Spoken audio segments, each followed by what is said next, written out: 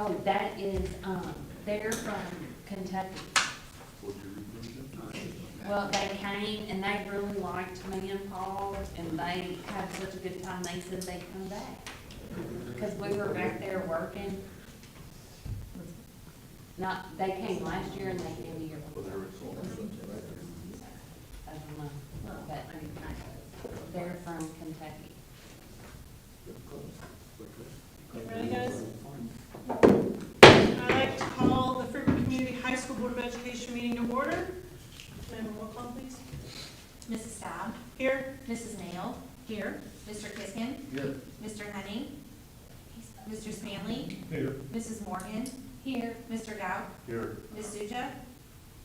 That is a quorum. Can we stand for the pledge of allegiance? I pledge allegiance to the flag of the United States of America and to the republic for which it stands, one nation, under God, indivisible, with liberty and justice for all. Wait, do we have any agenda changes? Just a clarification on the consent agenda, Citizens Bank, our loan payment, that will also be included in that, of a total of $40,073.95. So, We have a new item we're going to be adding to our agendas. It's our district spotlight. And the Freeburg Board of Education would like to recognize Sue Randall as our first district spotlight for all the hard work that she has done for our school district over the years. And we hope that she enjoys her retirement, and we thank her for everything she's done for us. I'm gonna miss Miss Sue. her last day is Friday. I know, she's, yes. Do we have any public comments? No. Just the chauffeur.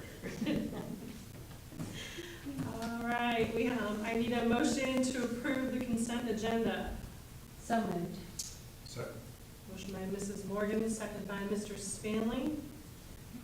I need a roll call for that. Mrs. Staub. Aye. Mrs. Nail. Aye. Mr. Kiskin. Aye. Mr. Spanley. Aye. Mrs. Morgan. Aye. Mr. Gout. Aye. Motion passes. Do we have any board correspondence? We received 2 letters. One is a thank you from Tom Tebow's family for our donation to hospice in Tom's honor. And then the second one is from Rachel and Zach Duffy. Thank you, Freeburg High School, for your generous monetary gift. We greatly appreciate and are blessed to be part of the Freeburg community, and it's from their family. FOIA requests. We've had 2 FOIA requests. We've responded and completed one of them. The second one takes a little bit more time, so that will be completed within the required time constraints. Any comments or questions? Staff and board reports and presentations. We just went to the Triple I conference, so it's common practice for us to give a short report on what we experienced there. Anybody want to volunteer to go first? I'll do it. Okay. Okay, so I went to, the first one I went to was on community engagement, which I thought I got a lot out of, especially having 2 separate districts, right next door to each other. So it was about community engagement and working together with the local communities and the local districts that are surrounding you, and what a great opportunity, since we are a feeder school, to be able to work with those other ones. And it was also like meeting your community and getting to them before things get blown out of proportion. I think our tax levy is a great example of that. Like if anybody wants to talk to me, I am willing, you have said that at every meeting, I would be willing to talk to them. And getting the news out there before people have time to stir up those kinds of rumors and things like that. So I thought that was really important. And then the one district that was there, I was like, oh, we need to be really thankful for our problems. They were saying that their board meetings go till like 1 a.m. And I was like, oh, yeah, no, we don't do that. Because they were having those issues, and then that's how they came to realize that they needed to have more of that openness with their community, and it was that relationships matter within the community. I thought that one was really good. And the other one was like courageous conversations, I think, and about having those door jam conversations, even with your community members, just saying, how are things going? Is there anything we can do for you? Those kinds of things, and just those pop-ins and things like that, even whenever you're doing, as principals and superintendents, and even just other teachers, just checking on your other teachers and your fellow teachers, but even us as board members, asking how our teachers are doing and how our students are doing. So I thought that one was pretty spot on too, so. As well, that I thought were the most impactful, so.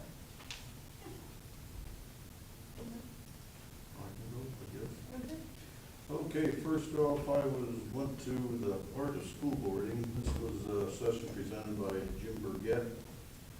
I'm going from memory here, if I recall right, he was retired superintendent from Highland. And I first came upon him about 12 years ago at Southwest Conference meeting at the Shrine, and he gave a presentation on the book. And I've had this for about 12 years myself, and I pretty well recommend it for all board members.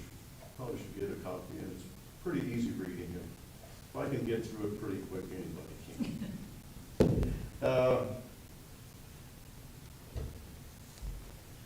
Let's see, I lost my place here.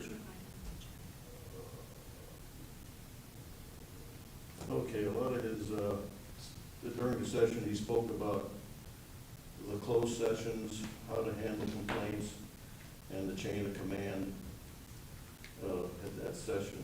The next one was called "You Can't Make This Stuff Up." It's a legal review. Their focus was on what might happen when the new administration comes into office. They talked about the possibility of the elimination of Title IX, the elimination of Department of Education, book bans, strings attached with the federal monies coming in, possibility of school vouchers, and he spoke about the immigrations. And then I went to the transition to electrical school buses. Doesn't mean that I'm going to recommend we do this, but I wanted to get a little education on it. Most of they were talking about the opportunities there were for funding the buses. There's all kind of grants and loans out there, and a lot of government and educational sources. And also, they talked about what it takes to make the transition to electrical transportation. And then the most, that was kind of interesting, was the IHSA updates. One was, that was interesting, that this was the first year for girls flag football. And they're also considering adding extra round to the football playoffs next year. This year, which I've noticed, they've got them up in the gym already, that the schools have the freedom to use this 35-second clock, but it will be implemented next year for all schools. And the one that got a lot of discussion was they are proposing another amendment again this year to consider where to put non-boundary schools into the class system. I've been to this about like 3 years now, and boy, this one always brings a lot of discussion about it. And that was my weekend. Me? Yeah. Okay. As you all had voted me to go, I was the delegate, and so there was 429 delegates there, so that's how many school boards were represented. Everything, they, like every year, they have some that they take off the agenda and then some to vote. It's always exciting for part of it because the FFA members, they run part of the very first part of the meeting. The meeting lasts about 2.5 hours, but, the ones that, did pass was the dual language. And it was like 391 to 36 in favor for. The second one was the, organization of the charter school funding. It passed 301 to 120. Then the tax increment financing, it passed 393 to 24. And then, the polling place amendment, it passed 372 to 52, and that was just talking about that some school districts, they can choose not to take off that day, you know, if they're not a polling place and stuff. So it was not bad. It ran much smoother than I thought that it did last year. There was no controversy over who was gonna be president and president-elect, you know, so that was kind of different last year. Then one thing that I can send y'all, all part of this, cause they had a PDF in it, but it was don't post that, social media. And so it really talked about how, there's some stuff that's been going on. You know, you always have stuff with social media and, you know, different schools and doing stuff is about, it talked about how the administration needs to handle things, about posting things, and then us as board members, like, I don't need to post things on my separate page. You know, you need to keep things separated from, you know, us posting something about the school board versus on my personal, where you can be in control of that. And then that way there were 2 lawyers on the committee that did it. And, you know, we have to watch, the biggest thing is that we have to watch what we post. It is really, as a school and a school board is what I got out of that, and as coaches. So I think the file, I will send that to everybody, and I will make sure the administration has that, because I think it's something that we have to really watch closely, because like there's some things that if we post on somebody else's, or if they post on ours, depending on what it is about being able to take it down and delete it, there's a lot of rules and regulations about that, and where there can be things that, the official school, we're able to limit part of that and who we can take down. You know, personal versus official, the court will look at both sides. So there's been a lot of things happen where they've gone to court about this. So it was, you know, for that hour, it was like, went by just like that, because it was so interesting about what people's problems are with social media. Not just Facebook, but Twitter and all those things. So that was very, I got a lot out of it. So I feel like I will send that to all of you, because I don't feel like that we really have that problem here at our school, but you don't ever know when it would start. Thank you. I attended 3 that really I enjoyed. The first one was Systems of Support Accountability and an Assessment Redesign. It fell right into place because we just had our report card last meeting. So they're pretty much redesigning it, and I think it's gonna fall under this Vision 2030. We had an introduction in the beginning, and then they broke us into groups of administrators in one corner, board members in another corner, and other educators in another corner, and we were able to ask questions and get a lot of answers that way. That's a great way to set that up. It was a lot of interaction, a lot of good questions, and it was kind of reassuring, because in the beginning there was some contention about, well, you're just dumbing down the system to get higher, you know, better reports and things like that, but the way they explained it afterwards and got it done, it's gonna make sense. And I think when she tells us about the operation or Vision 2030, I like Vision 2020 better, just brain that made more sense. That should all fit into place. I always go to the small districts making big decisions. The first year I went, it was kind of funny because it was a Chicago school talking down to the small districts. And it was just a screaming match, but over the years it's gotten better. And this one was basically, how are the smaller schools competing with the larger schools with the teacher shortage? So we're trying to become more creative and having more incentives and that kind of thing to get the teacher shortage under control.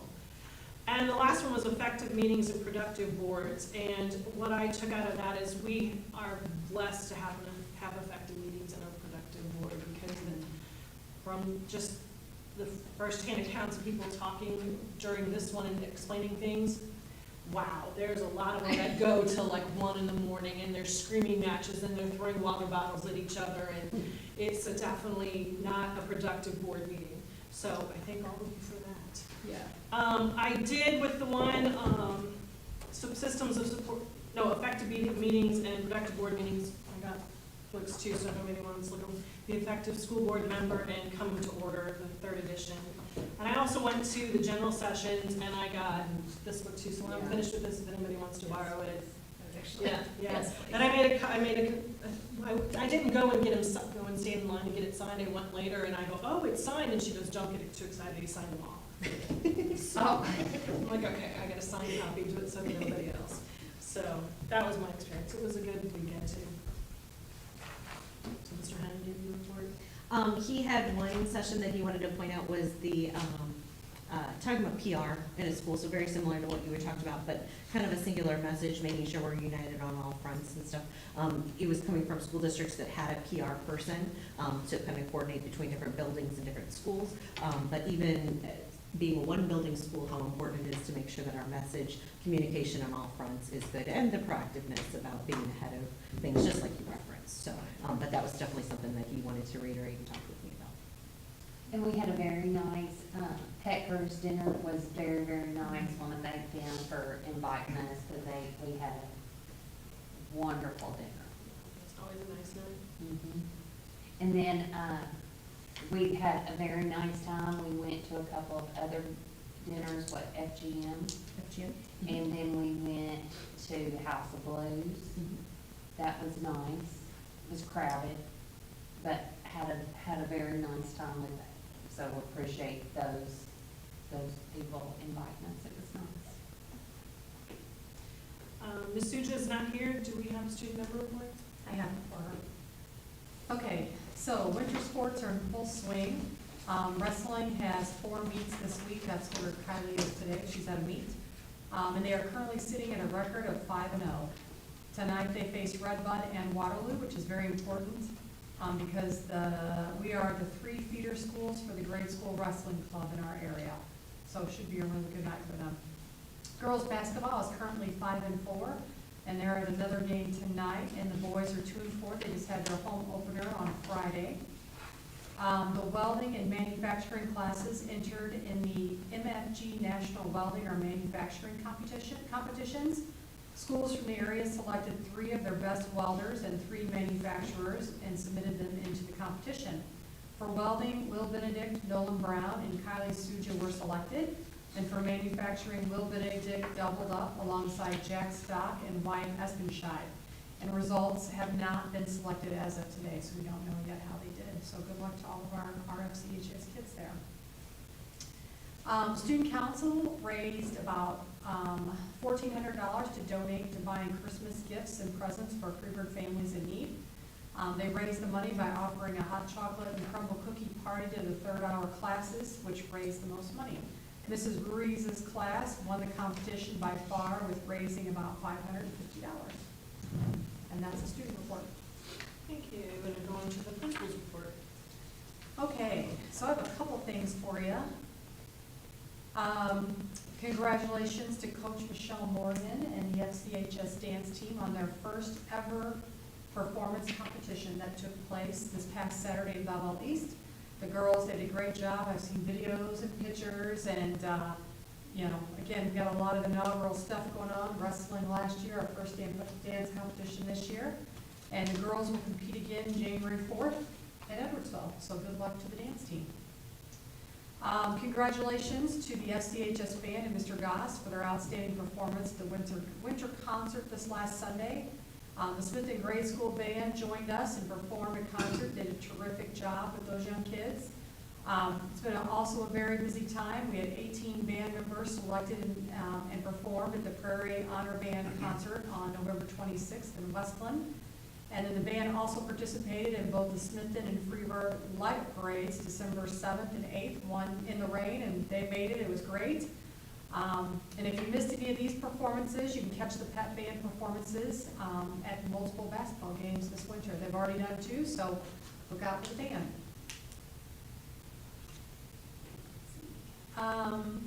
The Miles of Mistletoe Holiday Walk to honor the Josh Duffy family was a really wonderful event. We had that last Monday, and we had fantastic weather and music, and lots of people came out, and kids and their family, and raised money for the Duffy family. So I want to say thanks to everybody that was involved. There's a lot of groups and people that came out for that, and it was a really good night. And that was the same night as the FFA alumni meeting, and the kids were all going over there, and they're like, it's the best hot chocolate bar ever over there. Oh, And I'm like, they were so excited about the hot chocolate bars. that was seriously good. That was Lori Rosin. She made that, and it was They fantastic. had a great time with A lot of sugar. I was in there. Yeah. It was good. Final exams are this week, Wednesday, Thursday, and Friday. And then final grades will be posted and available the week of January 6th through the 10th for the transcripts. Kids will get their, some of their exam grades, before the week's out and early next week, but the final transcripts and report cards will be out until the second week of January. Thank you to Mrs. Overby, the Student Council, and the FCCLA for all their work this holiday season, adopting families in our community for Thanksgiving, for Christmas. That was part of the student report where Kylie was talking about the money they were raising. They bought Thanksgiving dinners for families in the community. They bought Christmas presents. They did all the wrapping. We've had a lot of families come in and pick stuff up. It's a really great thing that our students in the community are involved in. So thank you to everybody involved in that. Freeburg is the host this year for the Freeburg Columbia Christmas Tournament for boys basketball. The tournament will run December 27th through 29th, and the tournament schedule is attached to your reports if you want to come out to some basketball. The Freeburg girls basketball team will be competing in the holiday tournament. We haven't received the schedule for that yet, but Mr. Unger is going to be posting that out once we get those times and dates. So good luck to the basketball teams. I want to give a quick shout out to Misty Campy from OPA. Misty is the new OPA kitchen manager at FCHS, and she and her staff have been doing a fantastic job since she took over last month.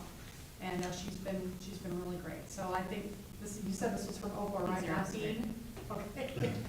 And with her communication and working with our office and getting things prepared. So great, and welcome, Misty. Lastly, and Vicki already said something, but I just wanted to give a shout out to Sue.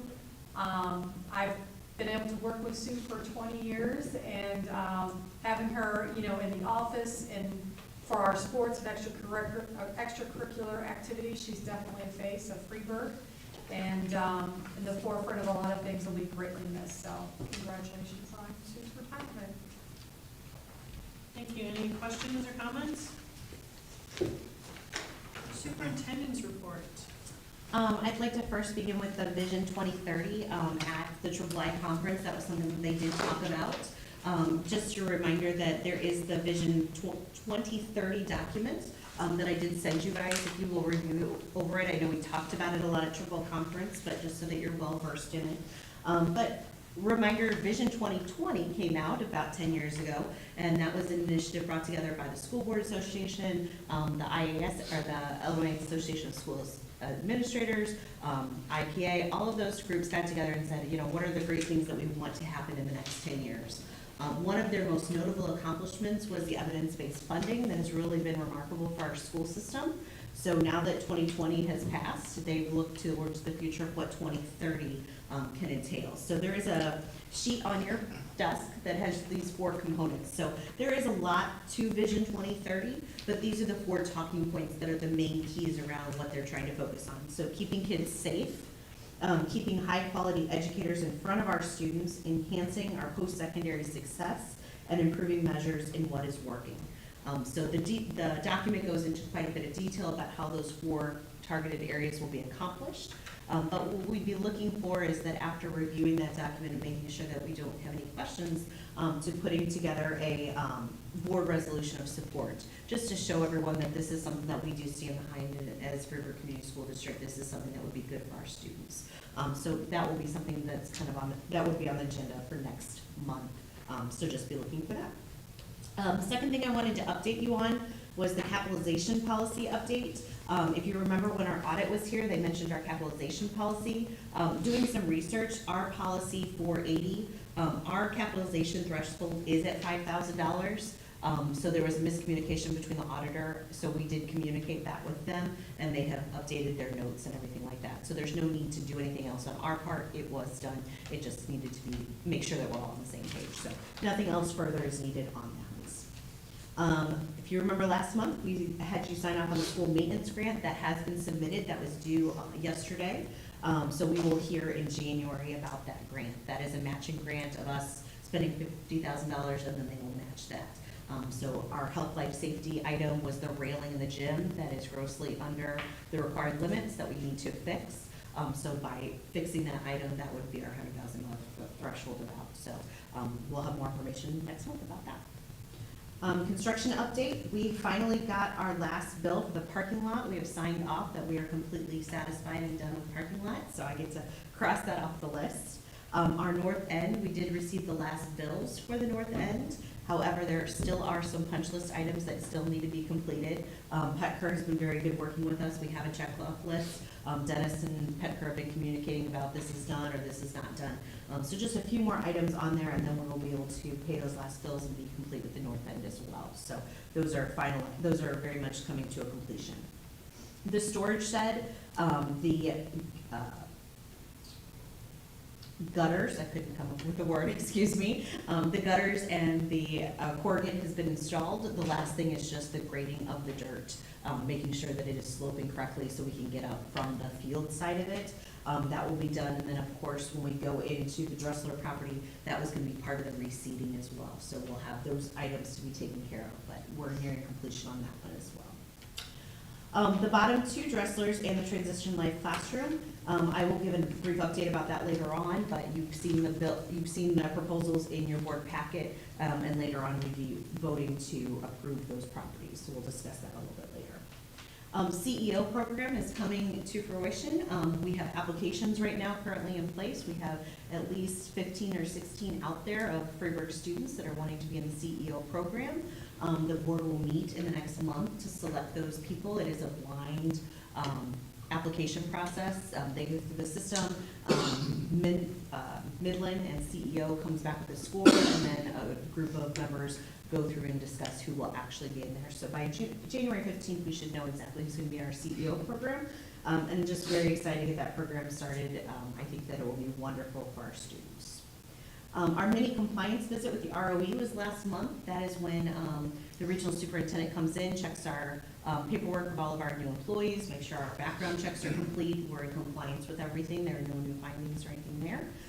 The next part of that will be some policies and procedures that we have to upload into the system, that our main visit has been complete.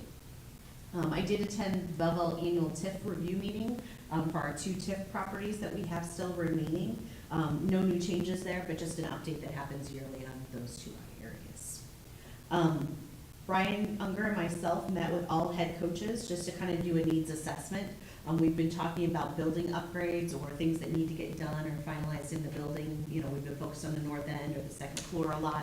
So what are some things that are showing some wear and tear that need some attention? So we also brought in the coaches, because some of our coaches are not here on campus, and sat down with them and talked about the strengths in their programs, what are some things that they would like to see in the future, and just kind of getting some ideas from them as well. So that was a very productive meetings. We did receive we did receive a few real estate tax protests. It's that time of the year. The hearings are scheduled for January, so once that happens, I'll let you know more details and everything like that, but that's something that's been pretty typical about this time of year. Holiday office hours, we are coming across the holiday office hours, so our office will be open through Friday, December 20th, and then leading with past practice, we'd like to close the office from December 23rd to January 3rd to give the office staff a well-needed restful break. That gives our cleaning company, custodians time to come in, do some deep cleaning of the carpets and stuff like that. The holiday tournament is going on, but the offices aren't needed in that time, and that'll give us some time to kind of work behind the scenes without the public coming in and needing anything during that time. It's a very slow time for us. And then finally, I'd like to wish our Board of Education members a very, very happy holidays. And for the Freeburg Midget family, it's been a wonderful first semester, and I've really enjoyed everything. And I can't believe we're in December already, so. Passed. I have one question. On the TIF, is that the property on 159 Riverville? Is it, how long has that been on there? It seems like that's been, One is expiring in 2026. okay, So- well, that's whatever it's what. Yes, and then the other one is 32, I believe. I can get you the exact dates. Okay, I did, but I'm just curious. Yeah, one is coming off very shortly and one more will be there for quite a while. What property on 159? They're the, Well, I think some of it was, Schleter had something going Oh. many, many years. I was on a grade school at the time when this. Well, they were gonna put that subdivision in there? Yeah. Okay. Right there by Tommy Laura's. Yeah. Yes, But I know that's still in the TIF. yeah. And I hear some other that's further north. there's a Still- really nice document that outlines the entire thing and says the date, so I'm just gonna forward that to you guys, so that way there's no doubt about exactly, because it'll outline exactly where it's at, so there's no doubt. No, as soon as he said Schleter, I knew what he Yeah. was talking about, so. All right. Item 8, conduct truth and taxation hearing. We need to adjourn our regular meeting and conduct a truth and taxation hearing, so I need a motion to adjourn. So moved. Motion by Mrs. Nail, second by Mr. Gow. I need a roll call, please. Mrs. Staub, Aye. Mrs. Nail, Aye. Mr. Kiskin, Aye. Mr. Stanley, Aye. Mrs. Morgan, Aye. Mr. Dow. I, Motion passes. We are now in our truth and taxation hearing. Purpose of the hearing is to permit public comments regarding the proposed tax levy. Are there any public comments regarding the tax levy? Okay, seeing no public comments, I need a motion to adjourn the truth and taxation hearing and convene to the regular meeting. So moved. Motion by Mrs. Morgan, second by Mrs. Nail. I need a roll call, please. Mrs. Staub, Aye. Mrs. Nail, Aye. Mr. Kiskin, Aye. Mr. Stanley, Aye. Mrs. Morgan, Aye. Mr. Dow. I. All right, motion passes. We are back in our regular meeting. Consider approving the 2024 tax levy.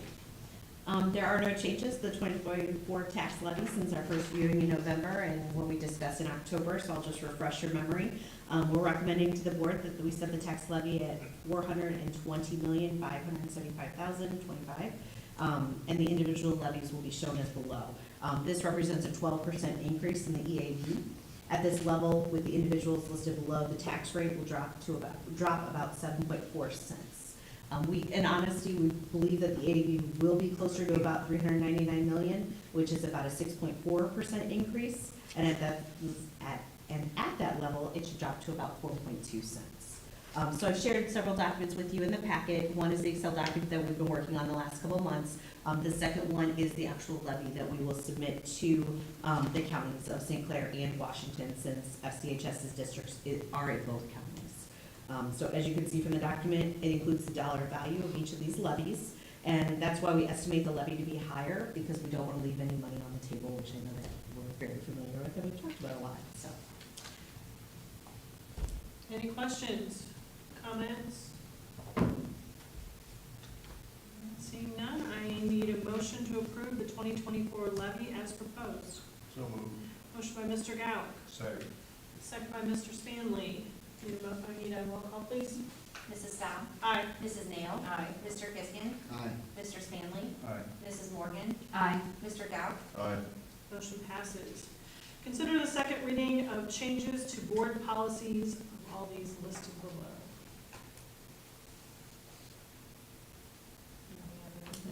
Because nothing's changed. Nothing's changed, they're the same. All right, so I need a motion to approve the board policies listed. So moved. Motion by Mrs. Morgan, Second. second by Mrs. Nail. Need a roll call, please? Mrs. Staub, Aye. Mrs. Nail, Aye. Mr. Kiskin, Aye. Mr. Stanley, Aye. Mrs. Morgan, Aye. Mr. Dow. I. Motion passes. Consider awarding contract for Dressler Construction Project. So just an update, after we talked our last meeting, you received the bids. If you look in your packet, there's a proposal from FGM Architects. It does talk about all of the bids that were received that I showed you about last time, including all of the company names, et cetera. You can see what FGM talked about. It does talk about that their recommendation and what they've done. I want to bring your attention to the groundworks one. Enclosed, please find the official bid tabulations above the reference project. The bids were received on November 15th. Neath Excavating did not have the required 10 years of experience, and they were the second lowest bidder, so that is something to note. The apparent low bidder was Groundworks with a base bid of $81,000. FGM Architects have spoken with Groundworks, and they have indicated that they are comfortable with the bid and the scope of the work involved. They explained how they plan to achieve the project scope at a much lower cost than the next bidder. They appear to be a responsible bidder. FGM has also performed extensive research and due diligence in calling references, both provided by Groundworks and other references. And while there were mixed reviews of the bidders, we see no reason to not enter into the agreement with Groundworks based on their bid. So there was a major concern just because of the differences in the bids. We wanted to make sure and go back to Groundworks to make sure they didn't misunderstand or, perceive anything different with the project. They did talk with FGM and kind of explain their situation. FGM did call in the references. I did consult with Mary as well to just make sure that we were doing our due diligence. But I know that that was a concern. But right now, the recommendation that I would be bringing to you would be to approve the 81 for Groundworks. Any questions? So I guess I still have reservations. I mean, when you're talking about a $200,000 difference in bids, is there a way Mary could draw something up or have something that, I don't know, to ensure that, yes, they're going to do all of that for what they say they're going to? I mean, every single, is there a way to have that? I don't see why Mary would say no to that. I think that we could definitely, if we do approve it tonight, we could possibly, say pending, signing off from the letter from Mary. So can we put that in some sort of clause like pending? Does that make sense? I mean, I'm just thinking, that's a huge, massive, I don't know. But as soon as we accept this bid, they will have to stick to the 81,000. I know, you're right. I know. I A lot of understand your people reservation. had to stick to a lot of things that haven't happened in the past. So that's where I guess that's where my anxiousness is Right. based out of. Like being afraid that they go, well, we're not doing it anymore. Well, or we get left with what we got left with last time with that Right. property. I mean, I think that we need to protect ourselves and protect the taxpayers on, like, hey, this is really getting done and it's not just becoming an eyesore. Or am I the only one that feels that way? Okay. My concern is who is the owners of this company? It's basically, I hope it's not the Womack. That's, I do not believe there's a. You have I do nothing not to do believe with it. that. Okay. I mean, but are we gonna get into the same kind of I guess that is my fear with this. I'm like, we took the lowest bid on that, those were, weren't they sealed bids for that Womack, for the Dressler property to tear that down and take the stuff, and then we ended up with a lot of issues that we're still dealing with. You know what I mean? I mean, can we put a contingency that they're, approve it with a contingency that there will be additional legal documentation? I don't know. I don't mind leaving here and saying, that exact thing, that, contingent that they sign off on that. I can work with Mary on what she can come up with. How does everyone else feel about that? My concern only was, they understand, what they're getting into with that bid. And if they, the architects feel like they can do the work, then, they'll be contractually obligated, I would assume. Now, what kind of responsibility does FGM take with? Yes. They can't do it. Yes. I mean, they are giving us their bid. That's why we do it this way, is that FGM is with it too, so. we not do that way the last time with the removal of the stuff? I don't think so. I remember. Do you know what I'm I saying? remember. I don't think anybody else, there wasn't like an overseer. for I the don't think bids. so either. So I mean, all those bills, we go back to FGM and say, this is what you suggested to, I mean, I don't know, how does that work? I mean, we have the protection in there, I mean, it's not like their bid, it's not like after all the change orders, they can come up with a price that's higher than the next bid or anything like that either. I mean, that's why it's written the way it is for our. Okay, but not higher than the next bid, but they can go to $3 below it. Yeah, I don't know, so it could still cost us. They have the. They have the $10,000 contingent allowance. 10,000, but The not 100,000. Yeah. So I mean, they've got that in there. They all have some kind of contingency. Yes. For unforeseen expense. I just don't want to get halfway done and go, darn, we ran out of money. Oh, Well, sorry, and at that we can't- point, then really we get can't do very this. involved, I mean, you Right. know, I mean, that's why we go through this process, that's why we have FGM to write everything up and, you know, to follow through on this. But I will definitely, if the board feels like they'd like Mary to be involved a little bit more, I can definitely, you know, have something drawn up with it, if Groundworks will sign off on it. Am I just being overprotective about this, or I No, just I'm feel like with Mary I'm on it too, so. because it was such a wide range range of- of bids. Yes. I'm like, well, what were they gonna do for that high amount?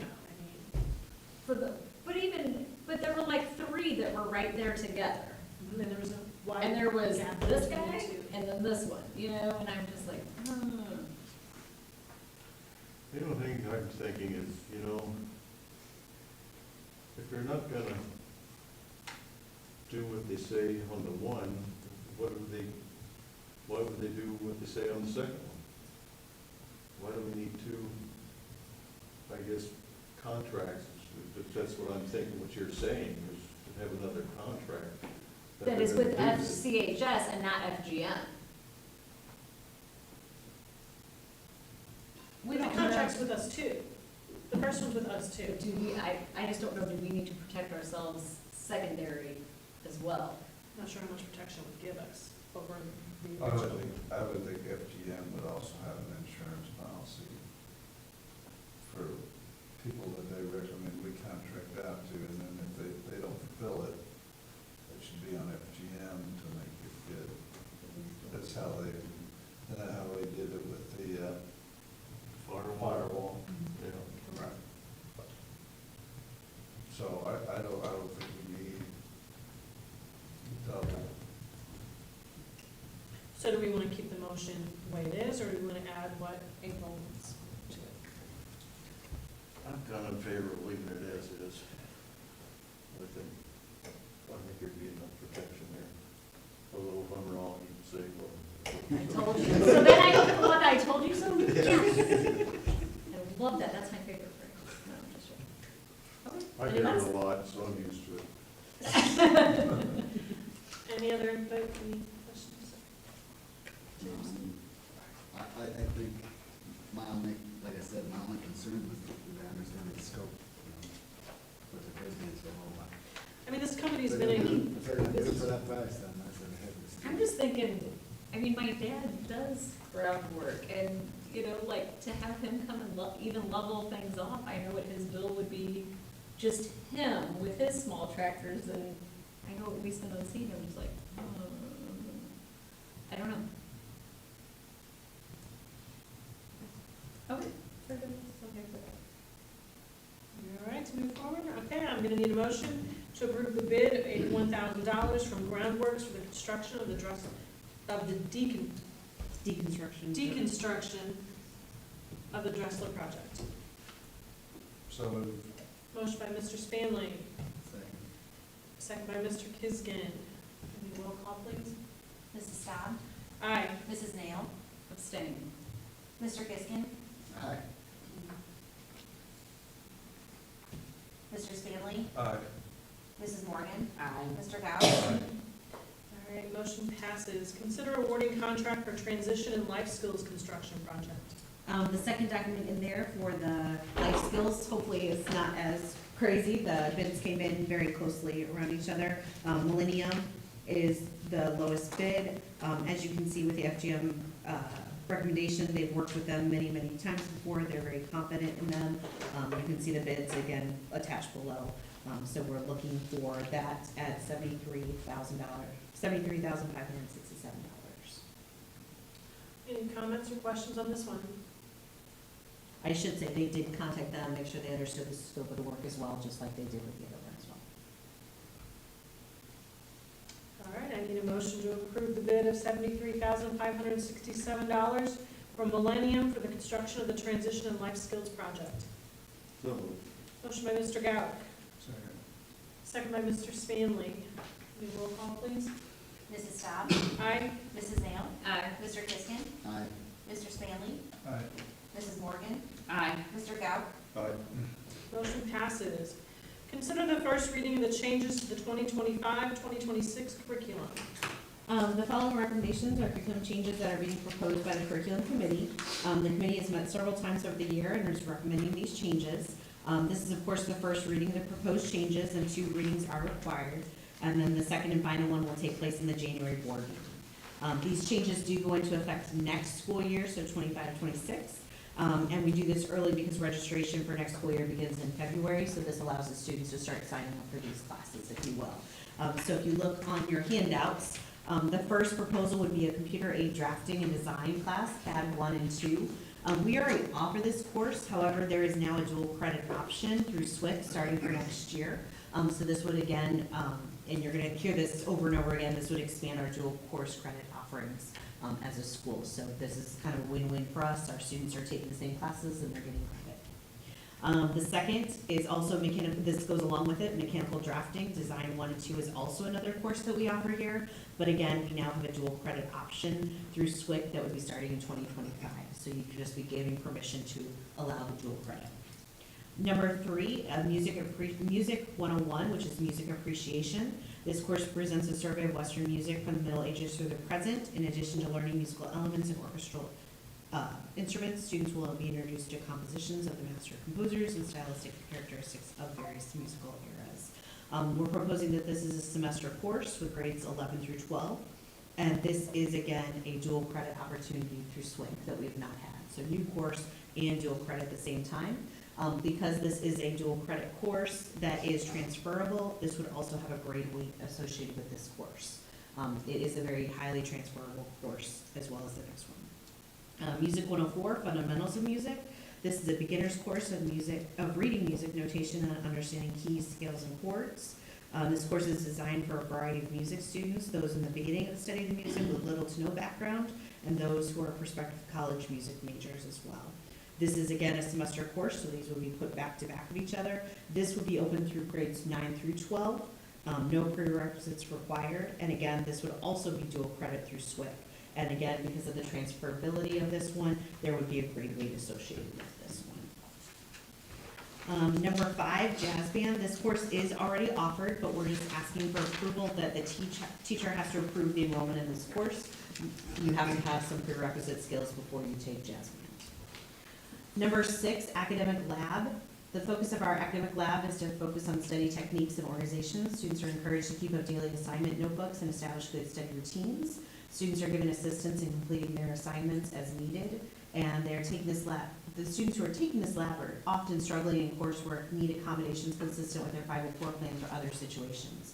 We currently offer academic lab. This is not a change, but right now academic lab is offered for no credit. So for students who are struggling, often they're short on credits, and to take an academic lab sets them even further behind in credit. So the proposal here was that we would be offering credit for their academic lab. They're participating, they're keeping up their planners, they're staying up on their studies, they're working the entire time, so we would be giving them a credit. So to kind of encourage students to take more academic lab as opposed to it being kind of a hindrance in their schedule.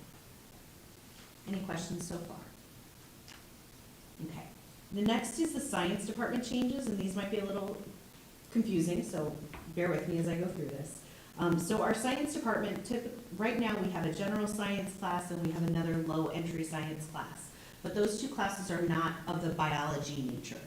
So what our proposal is that keeping our biology class that we currently have, and then creating a life science biology class that would be lower for those students who struggle. But this would allow them to get the biology content before they were getting like a general science credit.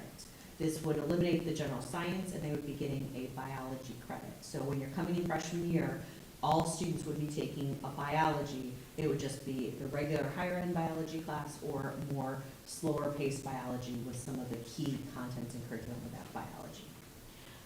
This would also allow for transfers. So what we have is right now is that if a student is in regular biology and is struggling, when they drop down, it's a completely different course. So it's very hard for them to be dropped down the semester or anything like that.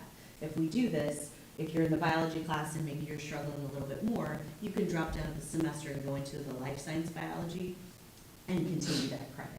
If not, right now, we're currently faced with, well, you have one semester of biology and one semester of physical science, and they don't necessarily go together, and then what do you do next year? Do you take physical science first semester and then jump back into biology? So this would just make it a more seamless transition, if that makes sense. The second thing would be the intro to physics and chemistry. Again, these names are kind of up in the air. It's going to depend on NCAA credit. They're very specialized in what you can name things, so those are still a little bit more up in the air. But this intro to physics and chemistry would be the exact same concept. So right now, the majority of our students are taking chemistry, but if they are struggling in chemistry and maybe not able to satisfy all of those requirements, they would be taking an intro to chemistry and physics. So again, if a student is enrolled in chemistry first semester and they're struggling, right now there's no place for them to drop into that, again, aligned in chemistry, but a little bit less rigorous, if you will. Okay, so just kind of keeping those more in mind. Any questions on that I can clarify? Okay. The last science change is anatomy and physiology. Right now, our current policy is that if a college class, if our dual credit class can be transferable, that's when they are grade weighted. But right now, our one outlier is anatomy and physiology. It is just as rigorous as some of our college physics and college chemistry classes, the nature of the courses, but we just aren't able to offer dual credit at this time. But we do feel like the grade weight is important for that class. Those students are working just as hard as some of those college chemistry, college physics classes, and we want to reward them for their work. And then finally, in math, in the grade school system, a lot of our 8th graders take Algebra 1. But what we find is that when they come into our high school level, they want to jump right into geometry. And that's wonderful, but sometimes they don't have some of the necessary background skills that they might have learned in Algebra 1 at the high school level. So what our proposal is, we'd like to take the geometry kids that are freshmen and put them into one section of geometry. That way, in that course, in geometry, they would learn the geometry content, but then they would also go back on some of those Algebra 1 skills that they learned at their different elementary schools, and the teacher will really focus on making sure that they are all solidified and making sure that they're on the same page. We will still offer geometry to our sophomores as well, but we would just have one specific section for our freshmen coming in. And again, giving them some targeted interventions to make sure they're ready. And as a reminder, for freshmen to come into geometry, the main purpose of that is so that they make it to calculus. You know, that's the whole reason to take geometry your freshman year, is that so you can take geometry, then algebra 2, then trig-free calc, and then calculus your senior year. So this gives us a firm basis of, 40 or 50 kids, whoever is taking that course, that is kind of your path to get to calculus. Now, there's always the option if a student is misplaced or doesn't want to and takes algebra their freshman year. We do sometimes allow students to double up and take geometry and algebra 2 their sophomore year so they can get to calculus. So it's not like it's a one and all that they just absolutely can't get there if they're not in this course, but it just offers some straight line pathways. That makes sense. Can I clarify anything? So how does that geometry, how does that differ from what we currently do with the geometry? Right now, we currently put the freshmen and sophomores together. So they're spread out in the same class geometry, but some freshmen might be first hour, some freshmen might be 6th hour, some freshmen might be 7th hour. Now, we're gonna try very hard to get all the freshmen in the same hours together, because they're transitioning to high school too, so trying to address freshman concerns in that class. And then the sophomores will be in the geometry's 2nd hour, 5th hour, 4th hour, whatever works. Same class? So Same class. Just different, okay. same class, maybe a little bit of, the first month, if you think of geometry, is a lot of vocab and stuff like that. They can utilize that time to talk about the vocab as well as kind of making sure those algebra skills are where they're at, making sure that those students are placed right. Any other questions? All right, I need a motion to approve the first reading of changes to the 2025-2026 curriculum as presented. So moved. Motion by Mr. Spanley, Second. second by Mrs. Nail. All in favor, say aye. Aye. Opposed? Motion passes. Closed session, do we have a reason to go into closed session? We do for the appointment, employment, compensation, discipline, performance, or dismissal of a specific employees or potential litigation matters. All right, I need a motion to go into closed So session. moved. Motion by Mrs. Morgan, second by Mr. Gauck. All in, I need a roll call. Mrs. Staub, Aye. Mrs. Nail, Aye. Mr. Kiskin, Aye. Mr. Stanley, Aye. Mrs. Morgan, Aye. Mr. Gauck. Aye. Motion passes. We are now in closed session. See ya. Oh, you all went into the. No, we kick you out. It is easier, I guess. There's only